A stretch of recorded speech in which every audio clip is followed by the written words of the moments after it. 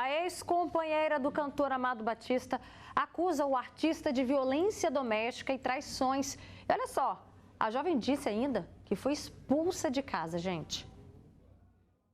O romance entre Laísa Bittencourt Felizardo e Amado Batista começou em 2018. Amado fazia um show no município amazonense de Careiro. Ela estava com os tios na plateia. Eu tive acesso ao camarim.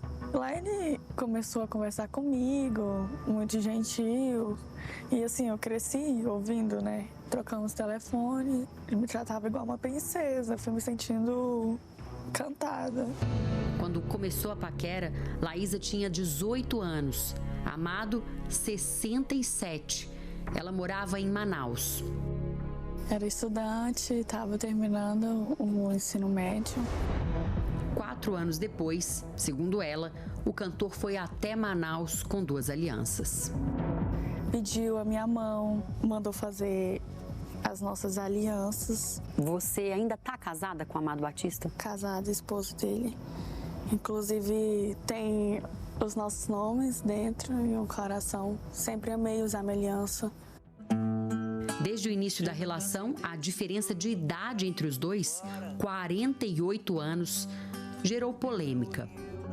A diferença se tornava um pequeno detalhe quando no começo ele era incrível. No aniversário do ano passado, ela ganhou um carro 0 de Amado Batista. Ele te assumia, ele se sentia legitimada por ele. Sim. Com o passar do tempo, o romantismo se perdeu. E depois eu fui ver algumas mensagens trocadas com outras pessoas, né, outras meninas. Mesmo eu vendo no celular, e ele falava assim: "Você é louca, você tá louca". Eu não queria muito entrar.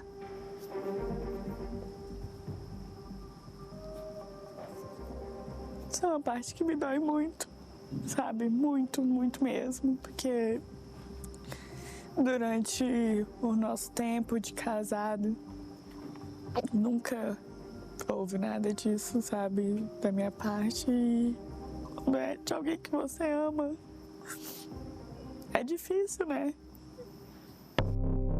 Neste áudio, Amado nega a traição.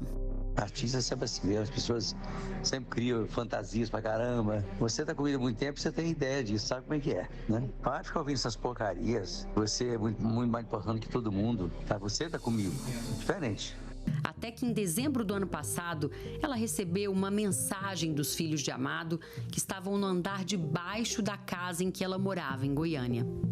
Ele estava viajando e chegou o filho e o meio-filho dele, que é advogado. Tava a filha dele na casa e assim, falando: "Ah, você tem que sair porque a situação já tá chata, o Amado precisa voltar para casa, ele é um idoso". Sair da minha casa foi uma expulsão. Botaram tudo no meu carro de qualquer jeito. Enfim, um horror. Você e o Amado tiveram uma conversa para encerrar esse relacionamento? Não. Eu nunca ia imaginar que tudo isso ia ter esse desfecho. Eu tô com uma vergonha tão grande que ninguém faz ideia. Laísa foi levada de carro até Palmas, onde a mãe dela mora atualmente. Eu me vejo num momento muito difícil de estar dormindo na cozinha, num colchão na cozinha da casa da minha mãe. Na separação, Amado Batista teria feito uma proposta: dar R$60 mil para Laísa em 6 parcelas. O que eu mais pedi foi para que ele me desse o dinheiro todo. Eu queria montar alguma coisa para mim, queria trabalhar. Nesta troca de mensagens, Amado escreve: "Quem está dificultando é você mesma. Ganhou na loteria este ano e meio e ainda reclama." Eu falei de ansiedade, de chifres, porque foi isso que eu ganhei. Em outra mensagem de texto, o cantor diz: "Tenho estado muito infeliz levando essa vida de casado." Durante esse período que vocês viveram juntos, vocês chegaram a firmar compromisso no papel de união estável, casamento civil? Nunca cheguei a assinar nada. O advogado da Laísa afirma que ela também é vítima de violência. Nós vamos tomar todas as medidas judiciais cabíveis, porque é inadmissível violência doméstica, ainda mais quando ela é moral, psicológica, patrimonial. A assessoria do cantor Amado Batista respondeu que ele não vai comentar nada sobre a entrevista. Eita, que bafão, hein, gente? Essa história aí tem várias interrogações, né? Os filhos poderiam ter mandado a Laís embora de casa? E esse acordo que o cantor tentou fazer, hein? Será que é permitido isso? Vamos entender melhor essa história, o que realmente a lei garante em casos aí de união estável? Aqui no nosso estúdio, participa com a gente. Eu recebo a psicóloga Elza Leite. Elza, boa tarde, obrigada, viu? A advogada Kelly Andrade, obrigada também, doutora Kelly, pela sua participação. E a empresária Zemar Trancoso, que durante 23 anos viveu um casamento e que hoje é super amiga, né? Tem um bom relacionamento com o ex, né? Sim, muito amiga dele. Sou muito amiga. Por você ter saído de um relacionamento numa paz, né? Numa tranquilidade, como é que você vê esse caso aí do Amado Batista, Zemar? Eu acho uma falta de respeito com ela, né, Roberta? Porque se ela estava com ele, né? Casada com ele, ela tem os direitos dela, né? Casada, como diz o ditado, juntado com fé, casado é. Será? Até que ponto a lei garante isso, doutora? Bom, boa tarde. Boa tarde. Realmente é uma dúvida muito recorrente, especialmente na nossa atual circunstância em que há várias formas de família, de união e de relacionamentos. O que é a união estável? É aquela união, aquele relacionamento que ele é público, ele é contínuo, é duradouro, mas com a intenção de constituir família. Então, o ponto-chave é essa intenção de constituir família. E pelos relatos da entrevista, que é a versão dela, mas ela tem provas, né, comprovantes, são mensagens de texto, mensagens de voz, eles haviam, sim, uma união estável. Havia ali uma relação estável entre eles. Com isso, aplica-se o regime da comunhão parcial de bens, ou seja, tudo aquilo que ele adquiriu durante a união com ela tem que ser dividido entre os dois. Ela tem direito a metade daquilo que foi adquirido durante a união.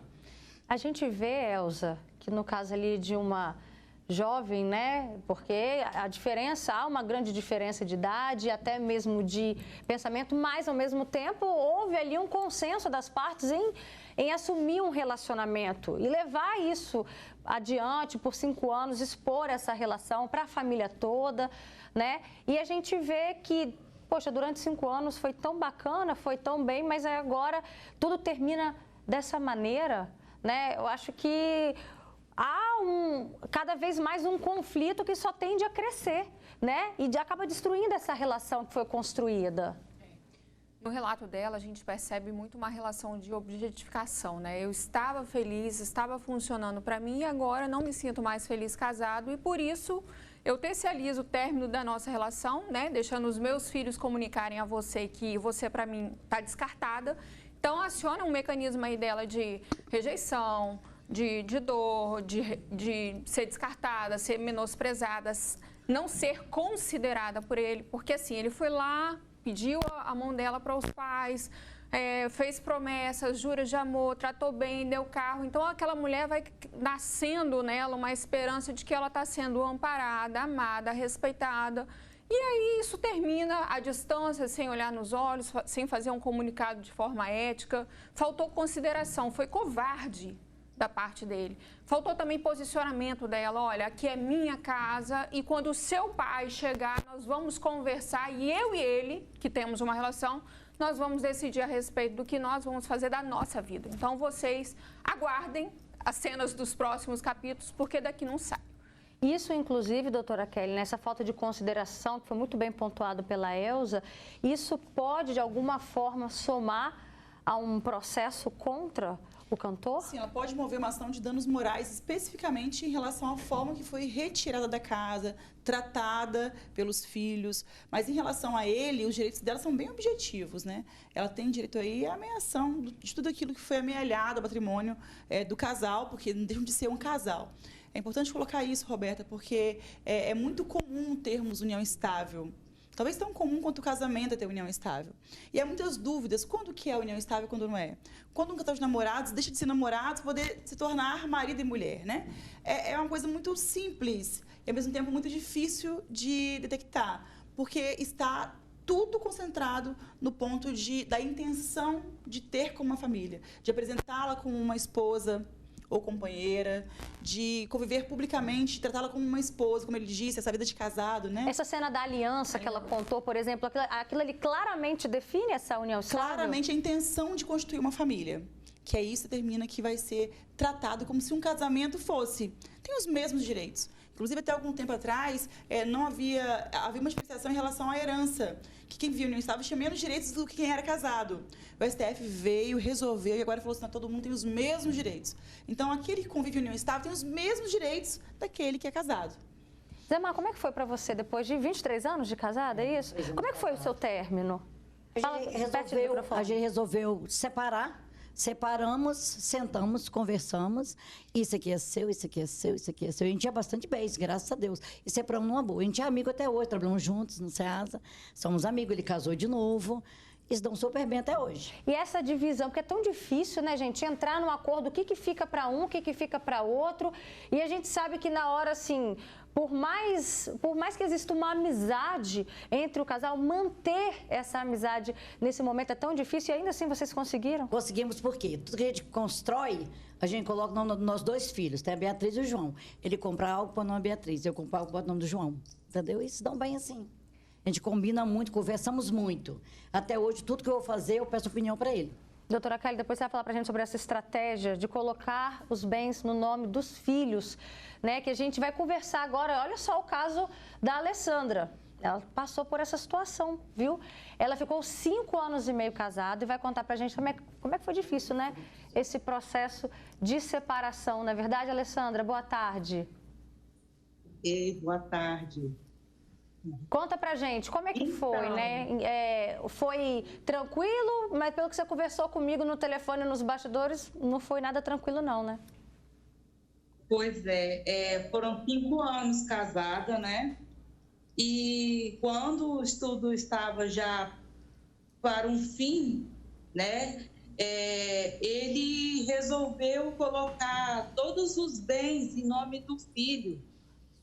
E quando houve a separação, foi mais difícil, porque eu não tinha como comprovar o que ele foi adquirido pós o casamento, como eu casei em união parcial de bens. Então, tudo que ele adquiriu, eu não tinha como comprovar, porque ele fez documentos com o advogado, e aí acabou que ele me prejudicou na hora da separação. Só fazendo um comentário, esse filho não é fruto da união de vocês? Não. E aí, no final das contas, você saiu com a mão na frente e outra atrás? Sim, quando eu saí de lá, né, eu saí com a mão na frente e uma atrás, e aí eu fui para casa dos meus parentes, né, porque na verdade, assim, a gente casou nesse intuito de separação parcial, né, porque eu já tinha uma casa e ele também. Então, a gente não queria que interferisse nos patrimônios anteriores. Então, tudo que foi adquirido pós o casamento foi coisa que ele tudo colocou no nome do filho. E aí me prejudicou, porque quando eu separei, a partilha de bens era móveis velhos, coisas que não condizia, que não ia fazer diferença nenhuma. Então, eu resolvi deixar tudo para trás e iniciar uma nova vida. E uma pergunta, à medida que ele ia adquirindo os patrimônios, você também não fazia questionamentos?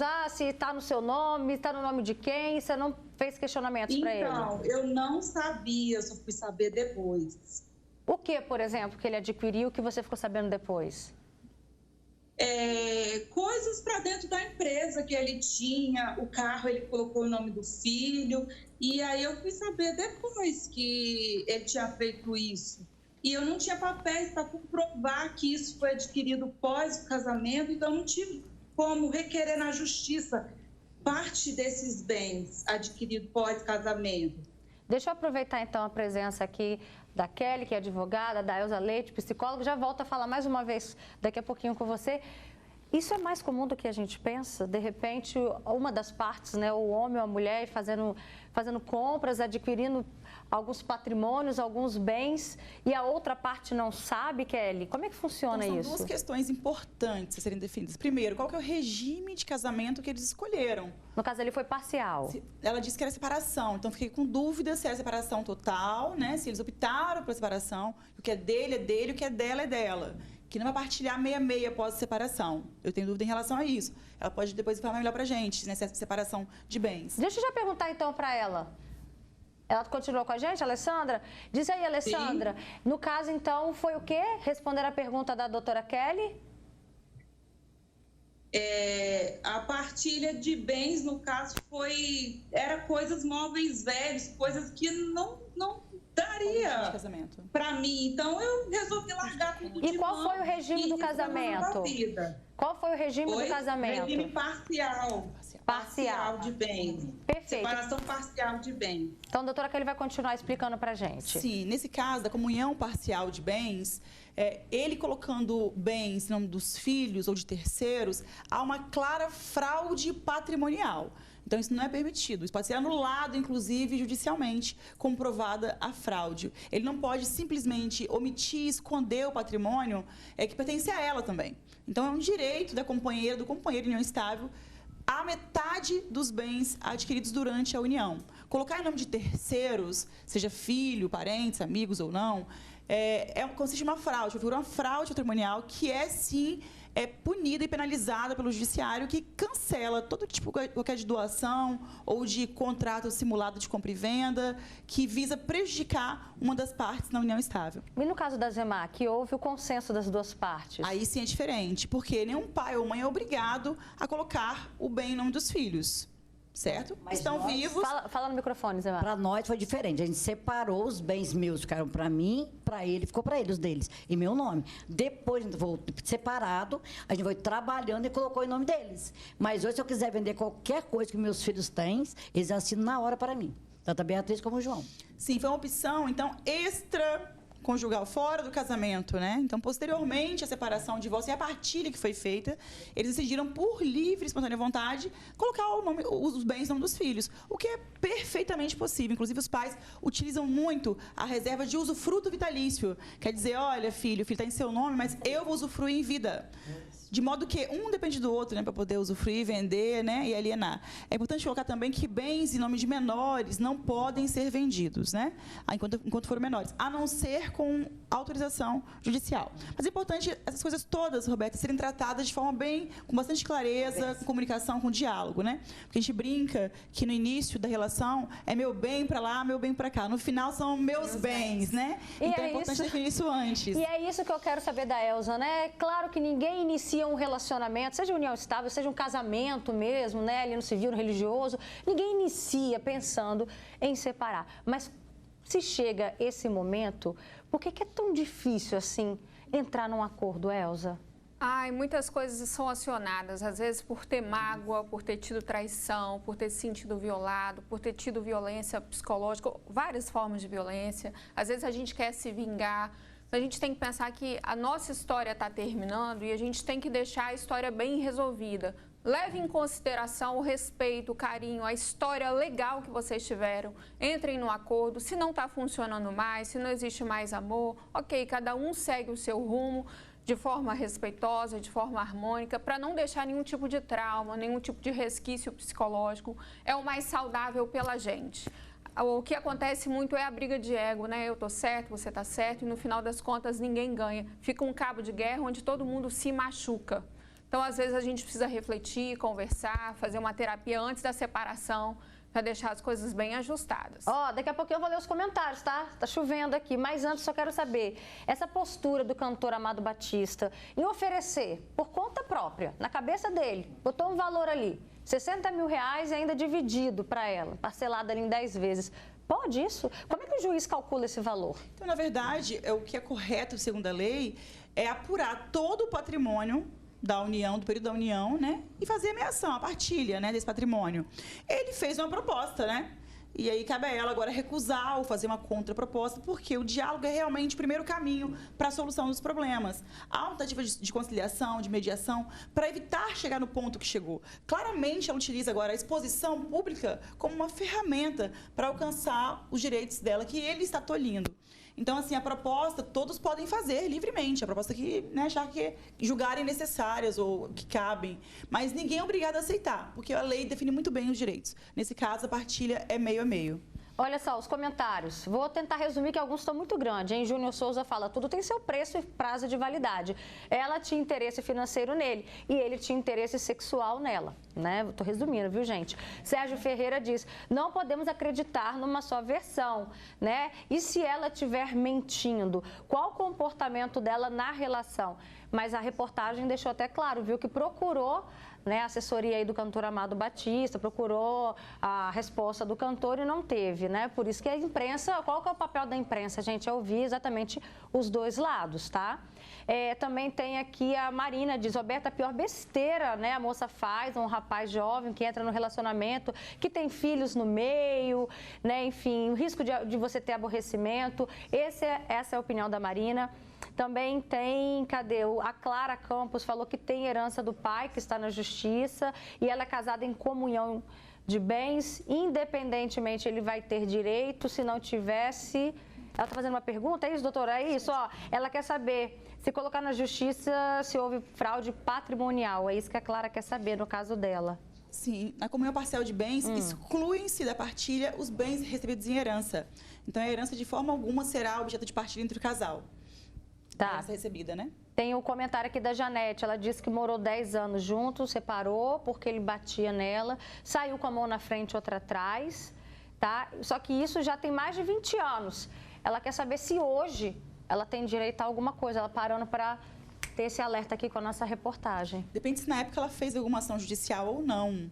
Se houve omissão, por exemplo, se hoje eu faço um divórcio e eu tenho hoje uma casa, um carro e uma moto, e futuramente eu venho descobrir que havia outros bens escondidos, omitidos pelo companheiro, eu posso sim fazer uma ação de sobrepartilha, cobrar aquilo que eu desconhecia, né? Então tudo depende do que ela fez à época da separação.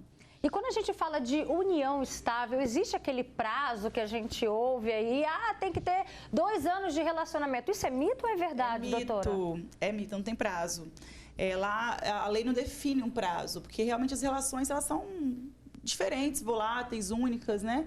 Eu tenho casais que vivem em união estável em casas separadas e são uma família, não deixam de ser uma família. Então a coabitação, inclusive, nem é um requisito para poder estabelecer a união estável. O fato de não morar juntos, de não residirem na mesma casa, isso não necessariamente descaracteriza uma união estável? Desde que a intenção de ambos seja ser uma família.